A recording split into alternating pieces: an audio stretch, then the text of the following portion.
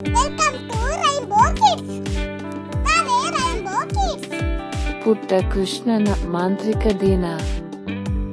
ರೋಮಾಂಚಕ ಬಣ್ಣಗಳಿಂದ ಹೂವುಗಳು ಅರಳಿದ ಮತ್ತು ಕೊಳಲುಗಳ ಮಧುರ ಮಾಧುರ್ಯವನ್ನು ಗಾಳಿಯಲ್ಲಿ ತುಂಬಿದ ವೃಂದಾವನದ ಅತೀಂದ್ರಿಯ ಭೂಮಿಯಲ್ಲಿ ವಾಸಿಸುತ್ತಿದ್ದರು.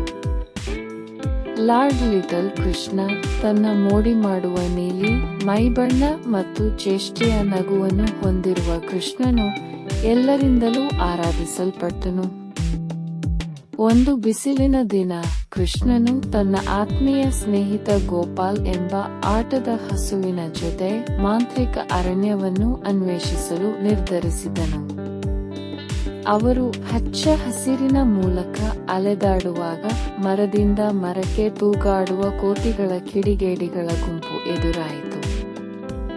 ಕುತೂಹಲ ಮತ್ತು ಕಿಡಿಗೇಡಿತನದಿಂದ ತುಂಬಿದ ಕೃಷ್ಣನು ವಿನೋದದಲ್ಲಿ ಸೇರಲು ನಿರ್ಧರಿಸಿದನು. ಅವನು ಕೊಂಬೆಯಿಂದ ಕೊಂಬೆಗೆ ಹಾರಿದನು, ಚಿಟ್ಟೆಗಳನ್ನು ಬೆನ್ನಟ್ಟಿದನು ಮತ್ತು ಮಂಗಗಳೊಂದಿಗೆ ನಕ್ಕನು. ಗೋಪಾಲ್ ಹಸು ಮುಂದುವರಿಸಲು ಪ್ರಯತ್ನಿಸಿದರು, ಆದರೆ ಕೃಷ್ಣನ ವೇಗವುಳ್ಳ ಚಲನೆಗಳು ಅವನನ್ನು ನಗುವಂತೆ ಮಾಡಿತು. ತಮ್ಮ ತಮಾಷೆಯ ಸಾಹಸದಲ್ಲಿ ಕೃಷ್ಣ ಮತ್ತು ಗೋಪಾಲ್ ಹೊಳೆಯುವ ನೀರಿನಿಂದ ಪ್ರಶಾಂತವಾದ ಕೊಳದ ಮೇಲೆ ಎಡವಿದರು. ಅವರ ಆಶ್ಚರ್ಯಕ್ಕೆ ಕೊಳವು ತೀರ್ಥ ಎಂಬ ಬುದ್ಧಿವಂತ ಆಮೆಗೆ ನೆಲೆಯಾಗಿದೆ. ತೀರ್ಥರು ಪುಟ್ಟ ಕೃಷ್ಣನ ಸುತ್ತಲಿನ ದೈವಿಕ ಸೆಳವು ನೋಡಿ ಕುತೂಹಲಕಾರಿ ಜೋಡಿಯೊಂದಿಗೆ ಪ್ರಾಚೀನ ಕಥೆಗಳು ಮತ್ತು ಬುದ್ಧಿವಂತಿಕೆಯನ್ನು ಹಂಚಿಕೊಂಡರು. ಅವರು ಕೊಳದ ಬಳಿ ಕುಳಿತಾಗ ಆಕಾಶವು ಕಿತ್ತಳೆ ಮತ್ತು ಗುಲಾಬಿ ಬಣ್ಣದ ಬೆಚ್ಚಗಿನ ಬಣ್ಣವನ್ನು ತಿರುಗಿಸಿತು. ಕತೆಗಳಿಗಾಗಿ ತೀರ್ಥರಿಗೆ ಧನ್ಯವಾದ ಹೇಳಲು ಕೃಷ್ಣನು ಸ್ವಲ್ಪ ಜಾದೂ ಮಾಡಲು ನಿರ್ಧರಿಸಿದನು. ಅವನ ಕಣ್ಣಿನಲ್ಲಿ ಚೇಷ್ಟೆಯ ಮಿನುಗುವಿಕೆಯೊಂದಿಗೆ ಅವನು ಕೊಳದ ನೀರನ್ನು ಮಿನುಗುವ ಬಣ್ಣಗಳ ನೃತ್ಯವಾಗಿ ಮಾರ್ಪಡಿಸಿದನು. ಸಂಜೆಯ ಆಕಾಶವನ್ನು ಪ್ರತಿಬಿಂಬಿಸುವ ಒಂದು ಉಸಿರು ಪ್ರದರ್ಶನವನ್ನು ರಚಿಸಿದನು.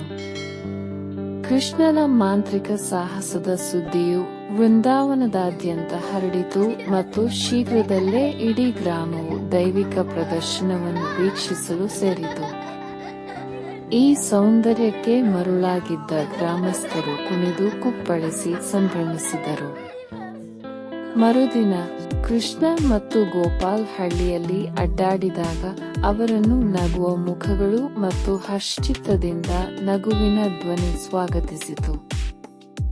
ಅವರ ಸಾಹಸದ ಮಾಂತ್ರಿಕತೆಯು ವೃಂದಾವನದ ಮೇಲೆ ಶಾಶ್ವತವಾದ ಛಾಪನ್ನು ಬಿಟ್ಟಿತು ಮತ್ತು ಪುಟ್ಟ ಕೃಷ್ಣ ಮತ್ತು ಅವನ ಸ್ನೇಹಿತರ ನಡುವಿನ ಬಾಂಧವ್ಯವು ಪ್ರತಿದಿನವೂ ಗಟ್ಟಿಯಾಗುತ್ತಾ ಹೋಯಿತು.